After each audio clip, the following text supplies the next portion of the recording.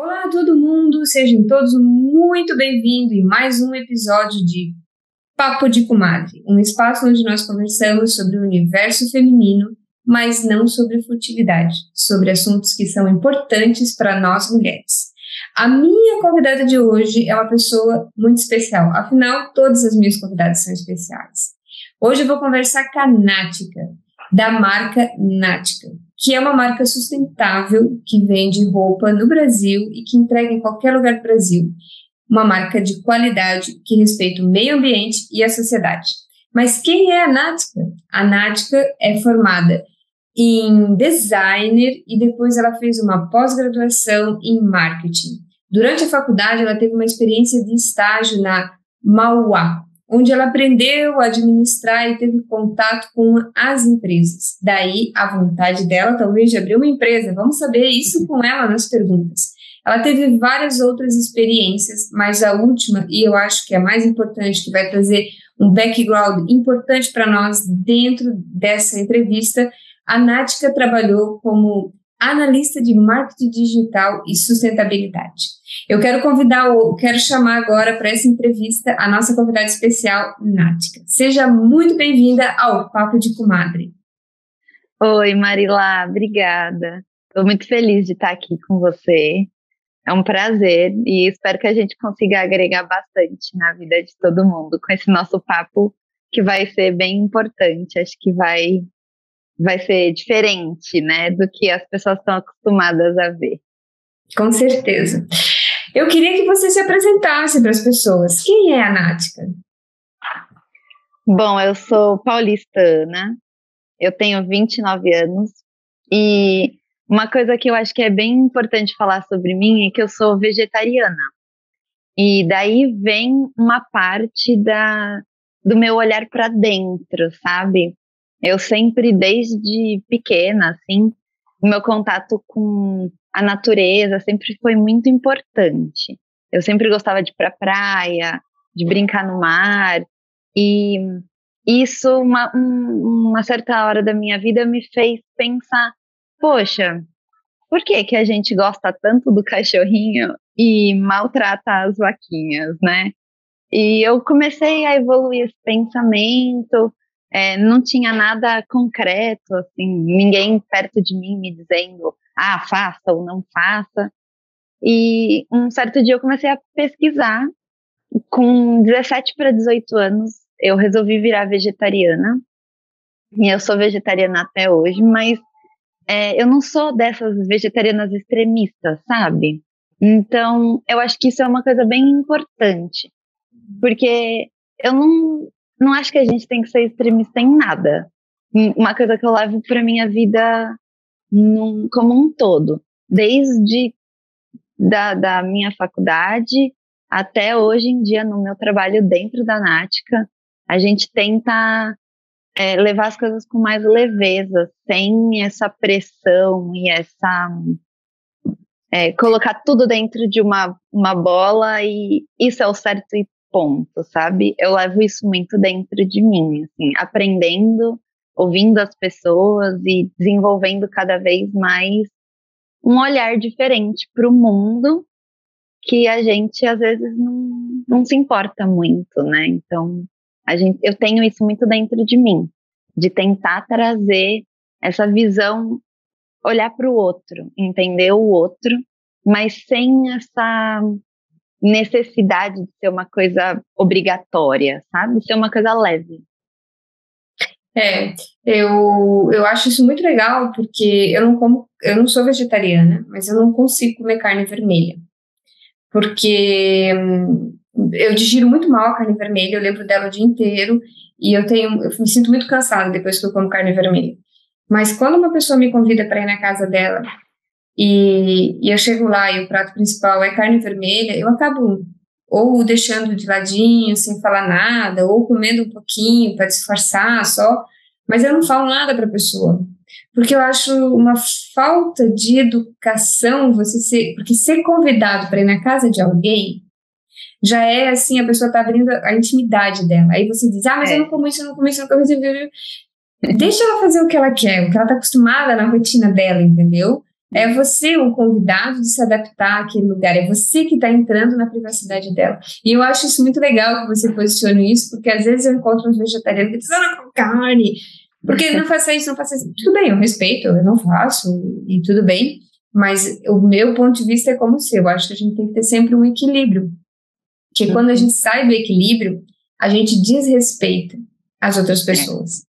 Porque daí a gente está impondo aquilo que é para nós, os nossos valores. A gente não pode impor. A gente pode dizer, ó, eu prefiro assim. Ou você vem, ok. Você segue do seu jeito, eu sigo do meu jeito. Mas a gente nunca deve impor. Muito legal. Concordo plenamente com você. E eu queria saber, então, por causa desse processo de se tornar vegetariana, você deve ter...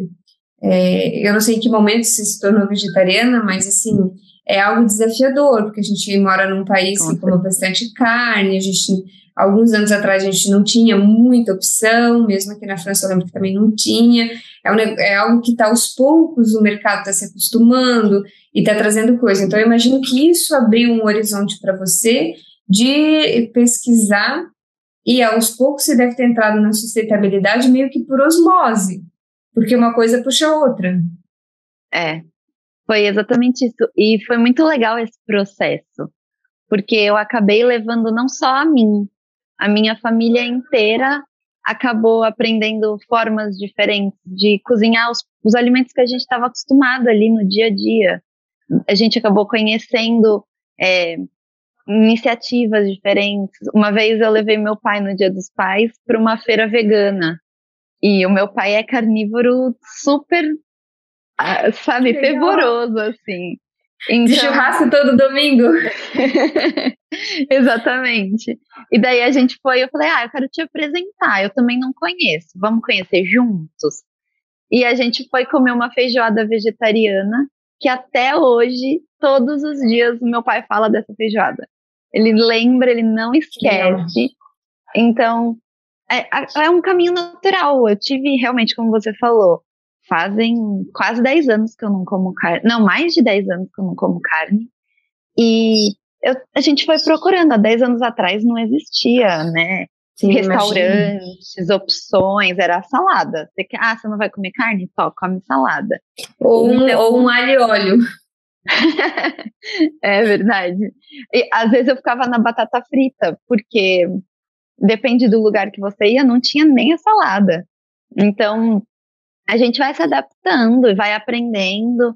E daí, às vezes, eu levava a minha mãe em algum lugar, ou ela me levava. E daí, a gente começou a criar um vínculo diferente com esses produtores pequenos, com essas feiras diferenciadas veganas e mais voltadas para a natureza.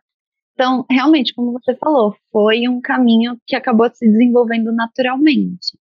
E daí eu acho que no momento que você está ali, vivendo aquela experiência, se você está de mente aberta para aquilo, você acaba absorvendo muitas coisas.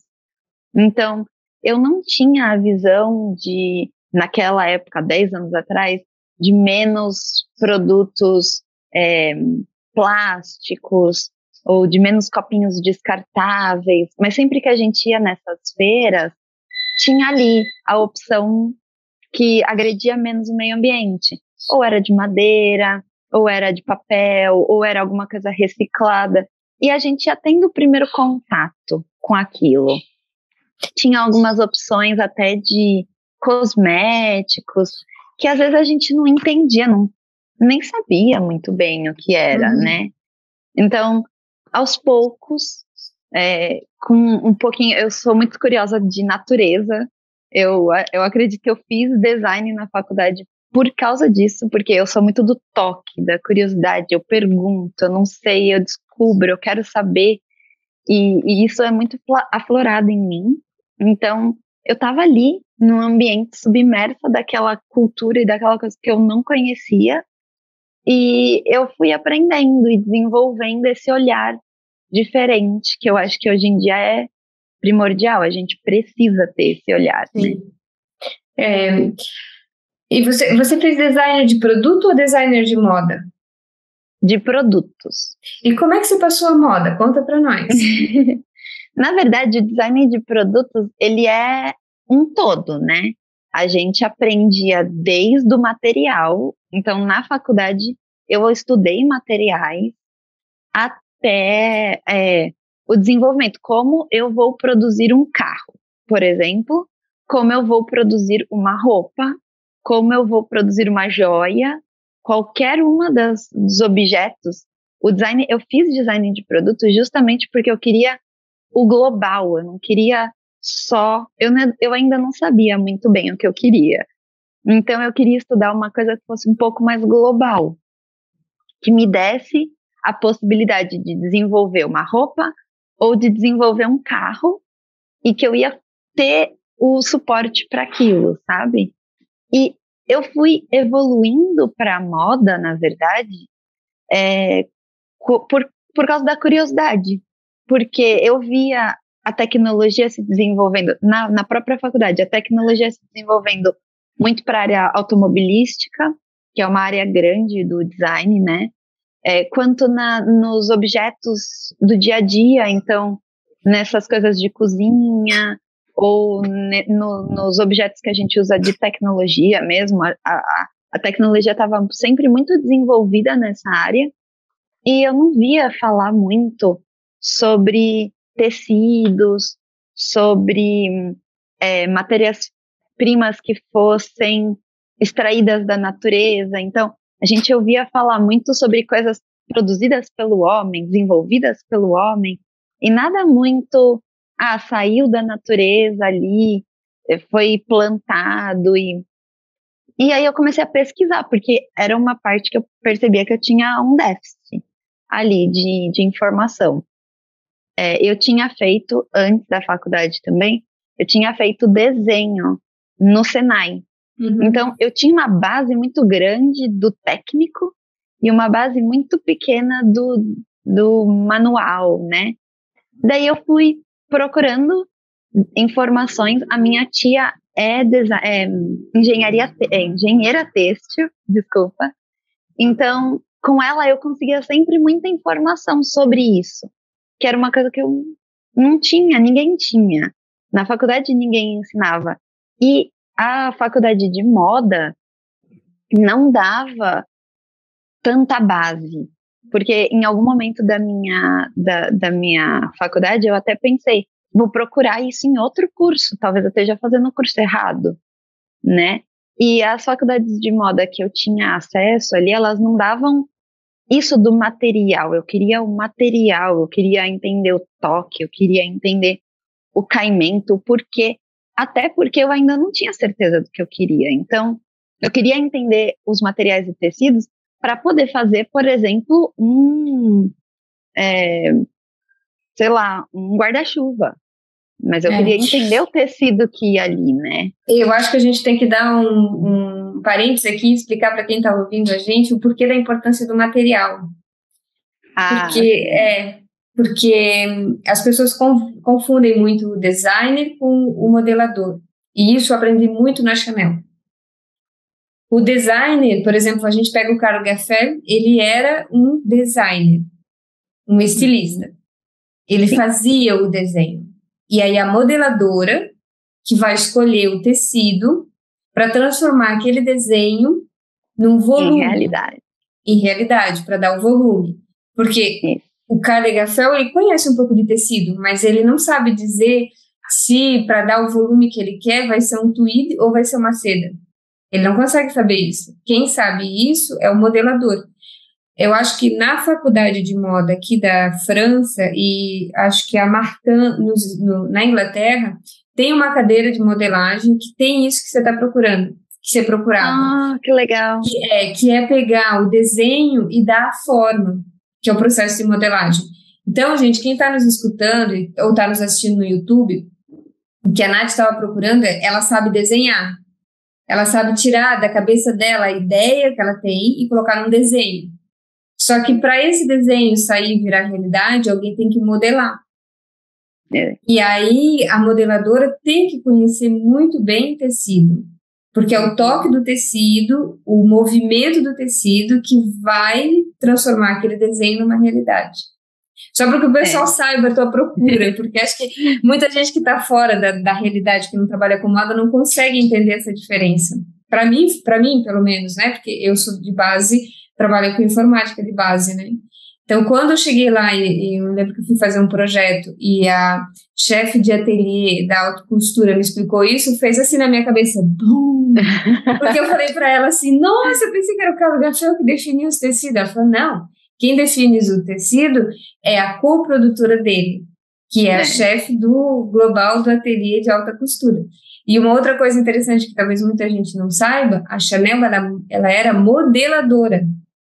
Ela não era designer, ela não sabia desenhar. Quando ela tinha ideia de alguma coisa, ela comprava o tecido e fazia protótipos para chegar naquilo que ela queria. Que ela não sabia desenhar. Isso é uma informação, porque são dois tipos diferentes, né? Então, eu acho que essa minha busca surgiu porque eu fiz uma faculdade de design dentro de uma faculdade de engenharia. Porque a minha faculdade, eu fiz na Mauá. Quem é aqui de São Paulo deve conhecer a faculdade. Eu conheço. É uma faculdade de engenharia muito forte e eles abriram um curso de design dentro. Então, a minha base era muito de engenharia. Por isso eu aprendia muito sobre materiais. Eu tive física 1, 2, 3. Então, é quase um misto de engenharia com design, o que eu tive. Sim. Então, para mim, conhecer o material das coisas era essencial. Só que eu não tinha essa parte para moda, né? Então, eu entendia o produto e o material que ia numa porta de carro, mas eu não entendia o material que eu estava vestindo naquele momento. Sim. E isso parece que é tão óbvio e no final não é nada óbvio, que é o que você falou. Tem uma pessoa específica só para isso. Mas eu sempre muito curiosa, não queria ter outra pessoa, eu queria entender eu mesma. Mas eu acho legal entender as duas coisas, né? Mas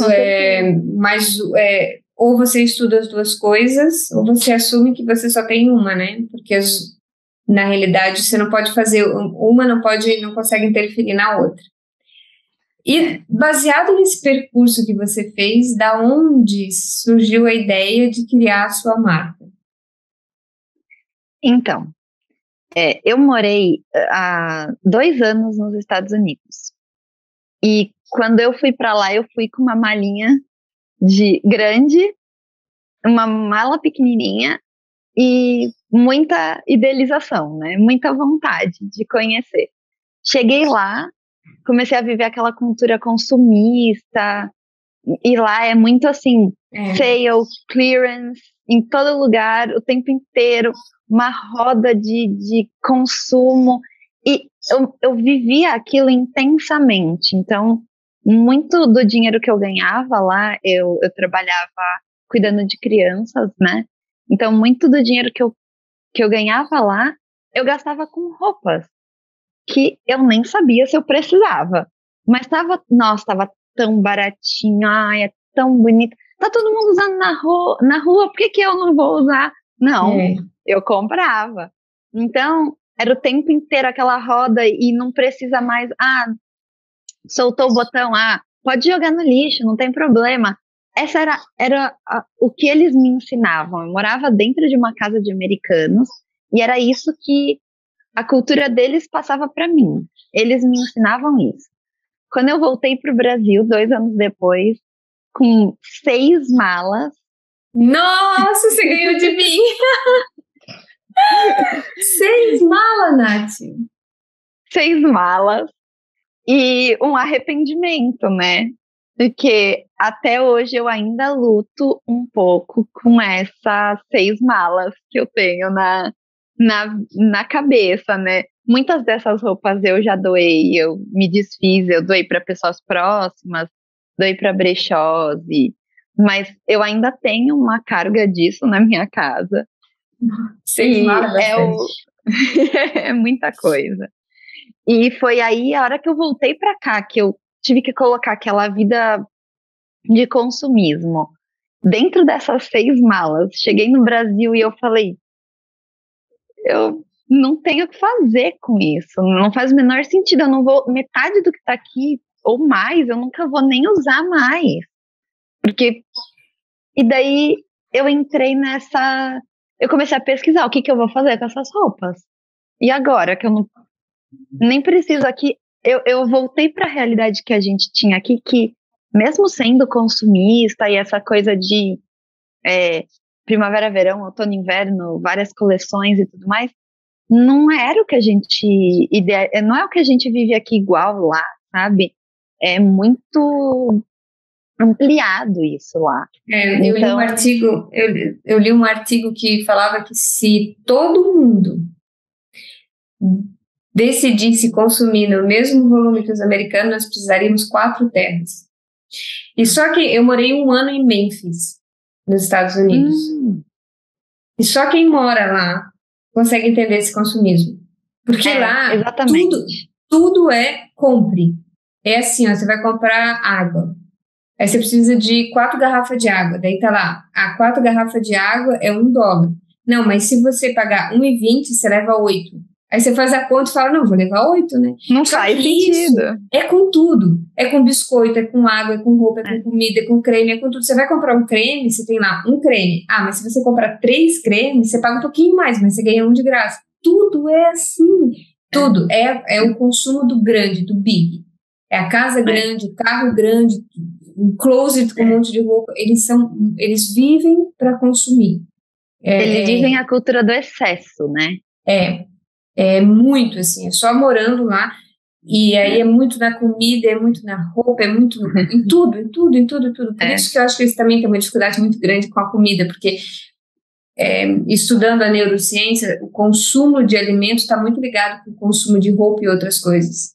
Então, quando você é compulsivo com roupa, normalmente você é compulsivo com comida também. Então, é uma cultura só morando lá para a gente entender. E é muito engraçado porque o detox dessa cultura, né, essa loucura que eu vivi lá, foi o que começou a me fazer pesquisar. Poxa, e agora?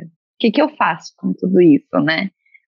E daí eu conheci mais a fundo, porque lá tem muito brechó, até porque eles têm esse excesso de... Mas aqui eu não tinha essa cultura de procurar uma roupa de segunda mão. Eu nem tinha muita ideia, para ser bem sincera, de que existiam aqui tantas opções. Eu acho que tem uma questão no Brasil, e eu me enquadro nisso, de que roupa de segunda mão, assim, primeiro que você vai trazer as energias daquelas pessoas para você, tem muito isso, gente, não é assim que funciona. E segunda coisa, eu dizia, não, eu usei minha vida inteira roupa de segunda mão, agora eu quero entrar na loja, cheirosinha, bonitinha, comprar a vendedora lá, para me vender a roupa e para eu ser bem tratada. Então, eu acho que tem ainda essa discriminação, assim, de que a roupa de segunda mão é uma roupa de que você não tem condições de comprar uma roupa nova, então você vai comprar de segunda mão. Que não é a realidade, principalmente na Europa. O vintage na Europa, porque a gente não chama de brechó, a gente chama de vintage, é encarado, e hoje a gente vê um aumento, né? Nos últimos 10 anos, a francesa consumia entre 15% a 20% do seu guarda-roupa era roupa de segunda mão, isso está indo para 40% a 50%. Elas encaram como uma peça única, como um detalhe que ela vai ter na roupa, um detalhe que ela vai ter no guarda-roupa. Então, a mentalidade é outra, assim, a mentalidade de comprar em brechó é outra. Mas eu acho que o Brasil está mudando isso. Mas se a gente fala de 5 anos atrás, ou mesmo faz 4 anos que eu estou com o meu canal, quando eu falava de brechó, as pessoas eram muito resistentes. Hoje eu já vejo pessoas indicando, já vejo pessoas falando mais de brechó. Eu acho que o brasileiro está se abrindo mais para essa ideia. Eu voltei para o Brasil fazem uns 3 anos, um pouquinho mais. E é isso, quando eu cheguei aqui, não tinha muito. As pessoas até falavam, mas quando você falava, quero levar as minhas roupas no brechó, nossa, não, dá pra mim. Vai levar lá no brechó? Não, dá pra mim. Aí você fala, mas você precisa? Você quer? Eu te dou se você precisa. Não, mas é tão bonita. Então eu vou, né, vou acabar com o meu consumismo, com o meu excesso e passar para outra pessoa que também não precisa. Então, eu acho que hoje em dia realmente está mudando, a gente está conseguindo entender o brechó como uma coisa mais sustentável, uma coisa que precisa Sim. acontecer, que não é o descarte, não é o lixo. Não. É um reuso, uma sobrevida para aquela peça que às vezes está nova, às vezes você só não. É uma moda circular, né? Eu acho que o Enjoy também foi uma coisa que entrou e ajudou muito, o site Enjoy. As pessoas criaram sua própria lojinha, e aí acho que teve um movimento também das blogueiras no Brasil começar a vender os excessos dos guarda-roupas dela, e acho que todo esse movimento é positivo. É verdade. E aí você se conscientizou de todo esse consumo, e aí você decidiu fazer diferente, começou a pesquisar. E daí, então, eu me conscientizei, comecei a tentar fazer essa roda dentro de mim girar, e eu comecei a trabalhar aqui onde eu trabalho até agora, né, de consultora de sustentabilidade e consultora de marketing. E quando eu entrei aqui como consultora, na verdade eu entrei como consultora de marketing, que é uma área que eu já conhecia bem, e a empresa que eu trabalho hoje, ela tem muito essa parte voltada para a sustentabilidade. E daí, sempre foi uma coisa, né, esse movimento já estava acontecendo dentro de mim, desde lá do vegetarianismo começar, e daí eu fui me aprofundando, aprendendo, todo mundo aqui fala disso, é uma coisa que não é segundo plano dentro dessa empresa, sabe? É o primeiro plano, todo mundo conhece, todo mundo sabe, e você vai se apropriando, entendendo. Aqui eu consegui ter um pouco mais de aprendizado também sobre os tecidos, que era uma coisa que eu mesmo pesquisando não tinha esse contato tão direto, né? E então eu fui entendendo que o tipo de tecido que eu precisava para fazer isso, para fazer aquele toque ou para aquele caimento, e a sustentabilidade começou a me direcionar. Eu comecei a perceber que eu estava levando o trabalho, o que eu aprendia dentro aqui no meu tempo de trabalho, para casa. E daí que deu um clique em mim. Eu falei, isso daí tá me mudando e eu quero conseguir levar isso para as pessoas também. Se eu tô conseguindo ter atitudes diferentes no meu dia por causa do que eu aprendo aqui, do que eu faço aqui, eu quero que isso comece a acontecer na vida de outras pessoas. E daí, então, aí eu comecei a estudar muito aqui, tanto que hoje sou eu a porta-voz da sustentabilidade dentro da empresa, né? Sempre quando a gente quer falar sobre sustentabilidade, sempre eu tô junto, eu estou sempre procurando alternativas e opções. Eu fico o dia inteiro na internet, conversando com gente, pesquisando. E daí eu conversei com a minha diretora e falei para ela, é um desafio gigante, mas eu quero fazer uma marca que as pessoas consigam ter por muito tempo e que não saia de moda e que ela possa acordar, colocar aquela roupa e trabalhar, depois ir jantar, depois que seja uma roupa que você consiga só mudar o brinco, colocar um colar diferente, ou mudar o sapato, que às vezes você carrega no carro um outro sapato, e você muda de ambiente, e essa roupa conseguir ir com você, sabe? E daí ela falou, é isso, vou tentar te explicar. E daí que eu mergulhei de vez nessa criação, porque até então era um conceito. Eu conhecia algumas marcas que eram só uma coleção bem pequenininha, e daí eles vendem só sempre as mesmas peças, mas é sempre ou muito caro, Ou eles não se preocupam tanto com o tecido, então eles querem ali uma coisa, você precisa sempre ter, não sei, uma caixa réu preta. Então eles faziam a caixa réu preta de 100% poliéster e pronto, tá aqui seu guarda-roupa cápsula.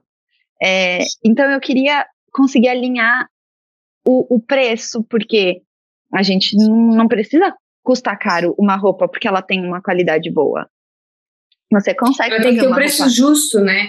Ela tem que ter um preço justo. É isso que eu falo. Não, eu falo para as pessoas duas coisas sempre no canal. Não é que é caro, que quer dizer que é bom. Que eu já tive no Brasil, eu já tive loja super cara e eu já comentei isso contigo, né? A última coleção da Christian Dior e da Chanel, que está agora nas vitrines, que vocês quem vir aqui para a França pode ver, entra e prova a roupa de inverno deles é poliéster. Primeiro uso. Então, assim, não é porque é uma marca cara, não é porque é caro que é sustentável. A gente tem que ler as etiquetas, a gente tem que tentar entender a marca, os valores da marca para comprar correto. Mas é engraçado, porque mesmo aqui dentro, vendo a moda acontecer, eu não tinha essa visão, eu ainda tinha essa visão de que o caro era o melhor, que as pessoas não iam conseguir ver. Se eu criasse uma marca com roupas acessíveis, com um preço justo, onde eu vou estar ganhando justo, a pessoa vai estar pagando justo, a costureira recebeu um preço justo, o transporte recebeu um preço justo, todo mundo foi pago bem. Eu tinha dificuldade de aceitar que as pessoas iam entender isso. Então, e aí é que eu quero fazer um parênteses já, para quem está escutando a gente ou assistindo no YouTube, que vão no site da Natica e dê uma olhada. Vocês vão se surpreender, porque vocês vão ter peças bonitas, atemporais, num preço acessível. Um preço acessível, não é absurdamente caro. Então, a gente pode fazer moda sustentável sem ser absurdamente caro. Esse valor que você trouxe na sua marca, eu acho muito, muito importante, porque é uma quebra de paradigma muito grande. Acho que tem muita gente que escuta a gente aqui, que está escutar esse podcast, que vai parar para pensar, não, mas o sustentável é caro. Não, é uma etiqueta que foi colocada e que a gente tem que tirar. Uma das minhas missões hoje é fazer as pessoas entenderem isso. Que você pode comprar, sim, roupa de qualidade, roupa bonita, roupa que vai durar muito tempo, que vai ter um toque gostoso, que vai, no final da vida, quando ela já estiver super usada, ela vai voltar para a natureza sem agredir, sem ficar milhares de anos parada. Que você pode pagar bem por aquela peça, ela vai durar e você não vai destruir o nosso meio ambiente. Porque é uma coisa que as pessoas têm muita dificuldade de entender, não tem fora. A gente não joga nada fora. Fora é dentro da nossa casa. Esse conceito é muito bonito, Nath. Eu não tinha parado para pensar nesse conceito, mas ele é muito bonito. A gente não joga nada fora. A gente joga no jardim da nossa casa. Exatamente. Muito bonito esse conceito. E a gente tem que ter a responsabilidade de que a gente vai descartar aquilo e que aquilo não vai destruir o nosso jardim, né? Vai se transformar ali, vai se degradar naturalmente e vai se transformar numa outra coisa, num adubo para outra planta, ou em nada, tudo bem, vai ficar ali só resíduozinhos de matéria degradada. Então, é importante. E eu queria, pegando essa linha que você está falando, né, de peça durável, de qualidade, que é o oposto que você viveu nos Estados Unidos, é um valor que a parisiense tem muito forte. A parisiense compra pouco e de boa qualidade. E é o que eu tento passar para as pessoas no meu curso Parisiense de Coração. Tem um módulo onde eu falo sobre sustentabilidade, porque para a parisiense é muito importante que dure. E o simples ato dela comprar algo que dure já é algo muito importante para a sustentabilidade. Por isso que, com certeza, quando eu comecei o canal, eu comecei a falar do minimalismo. Hoje eu não falo muito porque as pessoas encaram o minimalismo como uma coisa muito radical, então eu falo mais sobre essencialismo. Essencialismo é aquilo que é essencial para você. Então, a parisiense tem muito isso, ela não tem armário cápsula, isso aqui, ela tem o essencial para a realidade dela. Isso é muito importante, porque eu moro e eu tenho uma vida extremamente urbana, você também. Agora, se a gente pega alguém que mora numa cidade menor, tem uma vida mais simples, talvez ela não precisa ter a mesma quantidade de roupa ou o mesmo estilo que nós temos, que é uma vida mais urbana. Mas pegando esse gancho que você está falando, que mesmo que a gente tenha uma peça durável, vai chegar um momento que ela vai estragar e que a gente vai ter que descartar ela, né? Que nem as pessoas às vezes falam para mim assim, Marila, por que você não coloca uma lojinha para vender as suas roupas? Eu falo, gente, vocês não conseguem entender. Quando eu paro de usar uma roupa aqui, ela tá furada, ou ela já tá quase se decompondo. Porque já não dá, né? Não dá para vender. Mas você falou algo muito importante para as pessoas, que é a questão de que, nesse caso, a roupa vai parar no lixão. A roupa vai para a natureza. E aí, quando você fez uma escolha sustentável, consciente, você escolheu um tecido natural ou um tecido que não é 100% natural, ele até é artificial, mas ele é biodegradável, vamos pegar o exemplo do poliamido biodegradável, você está contribuindo para a natureza. E aí a tua marca tem algo muito importante, porque todos os teus tecidos são certificados. E você usa um tecido que as pessoas confundem, e eu me incluo nisso porque eu confundi. Modal não é malha. Modal é um outro tecido diferente de malha. Então eu queria que você falasse um pouquinho da certificação, da escolha desse material para a tua roupa, até porque foi a tua busca lá desde o começo, e que você explicasse um pouquinho o que é o modal. Respondesse essas duas coisas para o público. Tá, eu vou tentar explicar um pouquinho do que é o modal primeiro, aí depois você me ajuda a chegar na outra parte. O modal, na verdade, ele é um tecido. Um tecido que pode ser de malha ou de tecido plano, que na verdade a malha é a construção do fio, e ele pode ser biodegradado facilmente, porém ele é extraído de uma árvore. Então, normalmente o modal que a gente usa aqui, 99% do modal do mundo é da Lenzing. O modal que a gente usa aqui é 100% da Lenzing. O que significa ser um modal da Lenzing? Ele é 100% certificado, ou seja, o ciclo dele, desde a produção, desde a plantação da árvore até a produção do fio, ele é 100% fechado. Então, nada do que... como é uma fibra artificial, então ela é diferentemente do algodão, não é só cardado e feito um fio daquela fibra, ele precisa de alguns aditivos ali. Tudo o que entra, tanto a água, quanto o solvente, o que quer que precise entrar para fazer a produção desse fio, tudo é 100% reciclado e reaproveitado. Então, eles não precisam ficar, primeiro, não precisam ficar recomprando essas coisas, em segundo, que nada disso sai para o meio ambiente. Tudo o que precisa ser descartado dali, eles mandam para empresas próprias. Então, tem vários submateriais que saem da produção do modal. Eu vou me ater nessa informação, que é o que eu sei com certeza. Não vou dar informação muito importante. Então, o modal que vocês trabalham é um modal certificado. E aí, certificado o quê? Se a gente entrar lá no site da Nática hoje, pessoal, quem está ouvindo, vocês vão ver que ela vai dizer que o tecido dela é um modal certificado OECATEX. Essa é uma agência conhecida global, mundialmente, que certifica os tecidos para garantir que tanto na extração quanto no processo produtivo e no transporte, você não teve degradação do meio ambiente.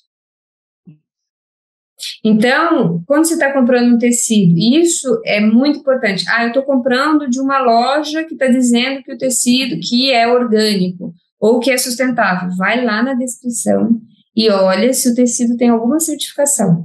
Se não tem certificação, essa é uma das certificações. O vídeo que tá no YouTube, tem um vídeo lá no meu YouTube onde eu falo sobre todas as etiquetas de certificação que vocês podem verificar, mas essa é uma. Se não tem, não põe a mão no fogo, não. Prestem atenção.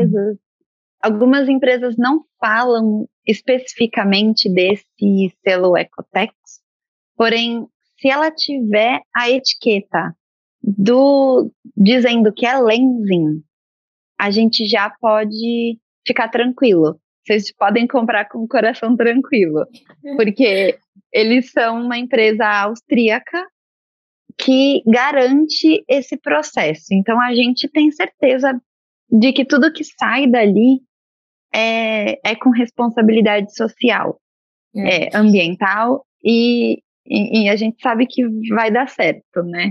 Quem quiser dar uma olhada na Lenzing, pode entrar no site, porque eu tive uma conversa com a Nática e com a tia dela, com a Kátia, que a gente também vai trazer aqui para conversar, que é uma pessoa que tem 10 anos de experiência na moda sustentável, que tem muita coisa para ensinar para a gente, vai ser um outro podcast. Eu entrei no site deles e eu fiquei impressionada com a quantidade de relatório que eles têm. Então, eles têm muita informação. Como todo alemão, como todo germânico, eles são extremamente rigorosos. Então, quem é mais analítico e quer dar uma olhada no que a gente está falando, entra lá no site deles, que vocês vão ficar assim, impressionados com a quantidade de relatório e de transparência que tem na produção deles. E isso é muito importante. Baseado nisso, eu quero convidar as pessoas aqui para irem visitar o teu site da Nática. Vocês podem visitar ele através da Tangará.360 ou entrar diretamente no site. Vocês vão ver que o estilo da Nática é bem atemporal. São peças que vocês podem ter, como ela disse, para usar há 10 anos. Não é tendência de moda. Se vocês querem comprar tendência de moda, não é o estilo da Nática. Mas se vocês querem ter uma roupa boa, de qualidade, sustentável e atemporal, que vai combinar com várias coisas que vocês têm no guarda-roupa, com certeza é uma marca que vocês podem investir. E assim, sinceramente, quando eu olhei o teu site, eu falei, gente, mas não é caro. Sabe, as peças não estão, é um preço justo. E eu achei isso muito legal, porque as pessoas têm essa ideia de que se é sustentável é caro. E você está trazendo um trabalho muito lindo, mostrando para as pessoas, não, você pode ter algo sustentável, durável no seu guarda-roupa e que não é caro. Eu queria te convidar para deixar uma mensagem final para o público. O que você quer que eles guardem de lembrança da Nática? Que mensagem você quer deixar para eles? Eu gostaria de dizer para todo mundo que pense no planeta como a nossa casa, de verdade. E que a gente consiga juntos passar essa informação, a de todos os podcasts que a Marila está fazendo, as informações que a gente tem no nosso Instagram também. Lá, se vocês quiserem seguir a gente, eu estou sempre postando coisas sobre sustentabilidade, na moda, fora da moda, o conceito da sustentabilidade no geral, em que ela é muito mais do que as grandes empresas estão tentando passar para a gente. A sustentabilidade está nos pequenos atos que a gente tem todos os dias. E é difícil, e eu não quero impor isso para ninguém. É o que a gente estava falando desde o começo. Eu quero que as pessoas entendam. E se vocês não quiserem seguir, é uma escolha sua. É triste, mas é uma escolha sua. Eu quero que a gente saiba, entenda os conceitos e consiga juntos chegar numa moda bonita, num mundo mais florido pro futuro. Muito bonita a sua mensagem. Eu quero agradecer a todo mundo que escutou a gente até aqui. Quero convidar vocês para seguirem a Nática no Instagram, @Nática, só assim, N-A-T-K-A. Perfeito. Deem as 5 estrelinhas se vocês gostaram desse podcast, para que o Spotify possa entender que o conteúdo é de qualidade e oferecer o nosso podcast para outras pessoas. E quem está assistindo no YouTube, aquele recadinho sempre básico, né, gente? Compartilhe, deixe mensagem para nós, que a gente responde. Se tiver alguma pergunta específica para a Nath, que deixa lá, que daí eu mando um WhatsApp para ele, peço para ele lá responder. E deixa o seu like para o YouTube também entender que esse é um conteúdo de qualidade e apresentar para mais pessoas. No mais, um beijo grande para todo mundo, um beijo pela sua presença, Nática, e até Obrigada. o próximo podcast. Tchau!